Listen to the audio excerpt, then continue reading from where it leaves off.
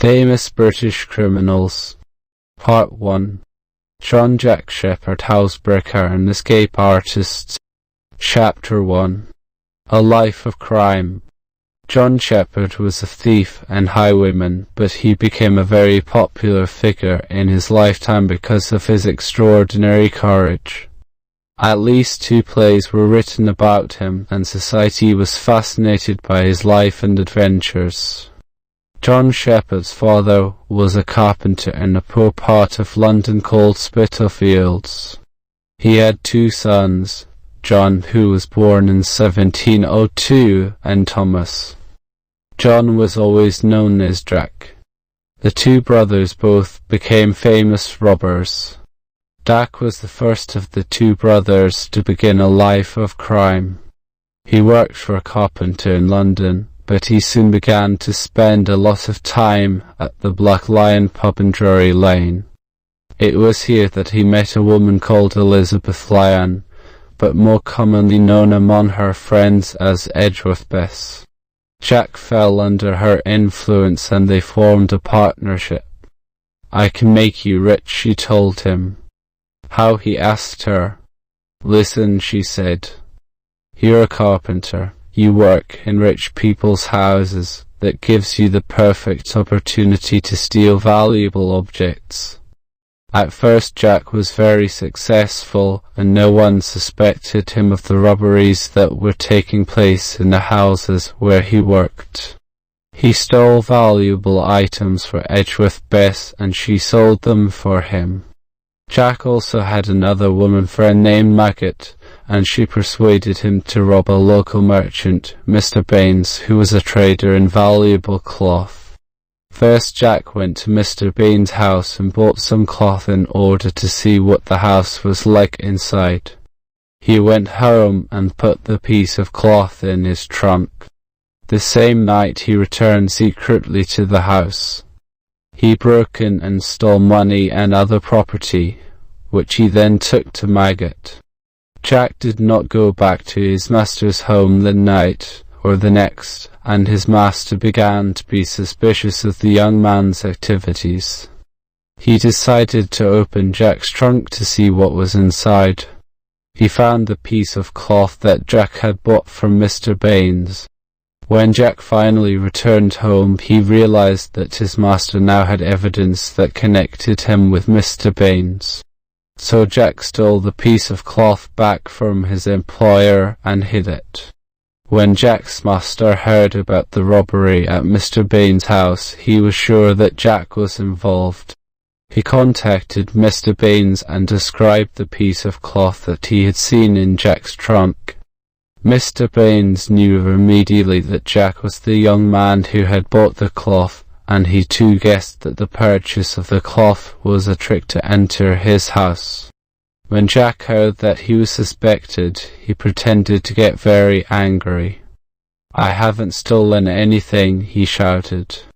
"My mother gave me that piece of cloth." "Did she?" Mr Bains said. "And where did she get it from?" "Ask her yourself," Jack said. "I think I will," his master replied. Jack's master sent for the boy's mother and asked her about the cloth. "My son's telling the truth," she said. "I bought the cloth at a market in Spitalfields." "Where exactly in the market did you buy it?" the master asked. "I don't remember," Jack's mother said.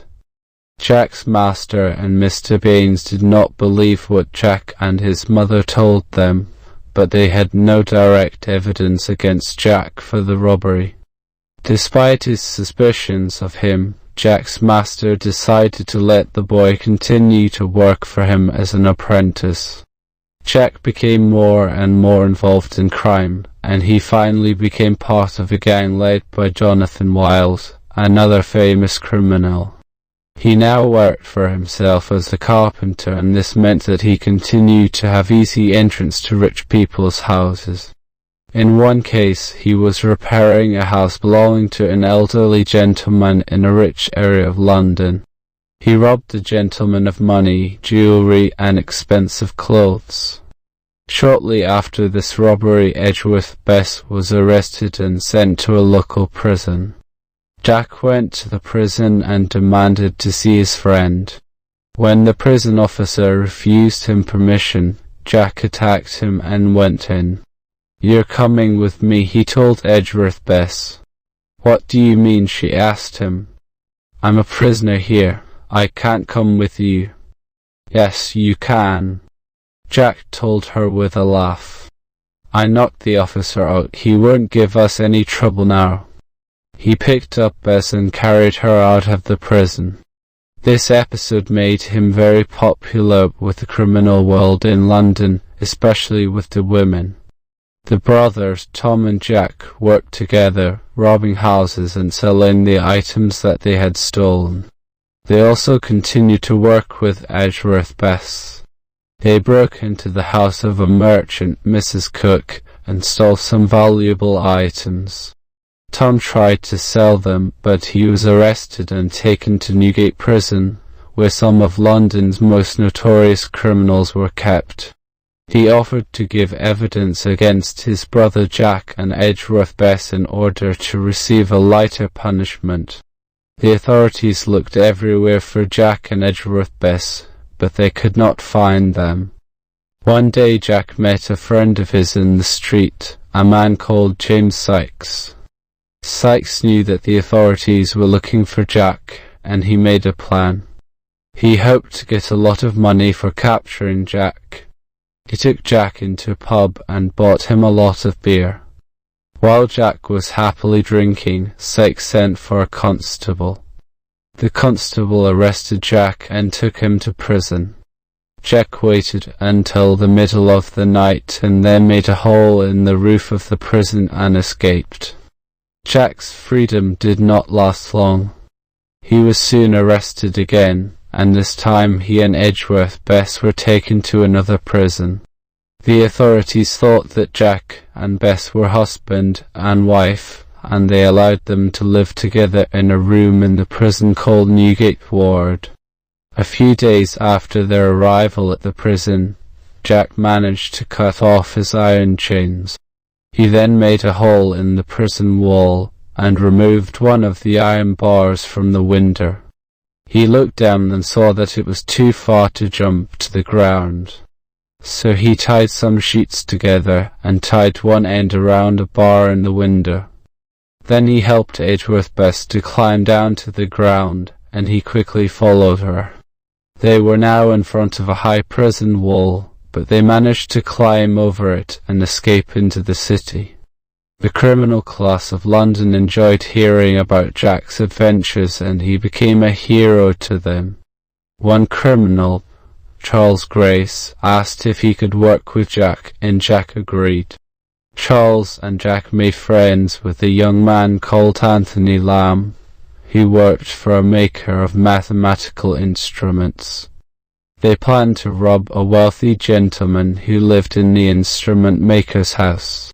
Late one night Lamb opened the door of the house and let Jack and Charles in, and they stole a lot of money. When the robbery was discovered the next morning, Anthony Lamb was very frightened. His master sent for him and asked what had happened. "I don't know, sir," Lamb replied. His master looked at him suspiciously. He saw that the young man's hands were shaking. "I don't believe you," he said angrily. "I think you stole the money, and you'll be hanged for it." In the end, Lamb confessed his involvement in the crime. He was sent to Newgate Prison, tried, and then transported. Thomas Shepherd was also tried for the robbery of Mrs. Cook, and he was transported as well. Jack Shepherd then started working with another famous criminal, a man called Blueskin. They sometimes sold the items that they had stolen to a man called William Field. Meanwhile, they hired a stable in which they kept what they had stolen before selling it. Among the other stolen items in the stable was a length of cloth that had been taken from a certain Mr Kneebone. It was stealing this piece of cloth that led to Jack's next arrest. One day Jack and Blueskin asked William Field to go to their stable and look at the items they had, so that he could find buyers for them. Field, who was a coward but an imaginative criminal, did more than that.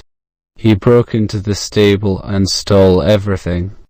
Then he went to Jonathan Wild, knowing his influence in the criminal world, and told him that Jack was working with Blueskin. Jack and Blueskin were arrested soon after and sent to Newgate Prison, where they were tried for the robberies, and Jack was sentenced to death for the theft of the cloth belonging to Mr Kneebone.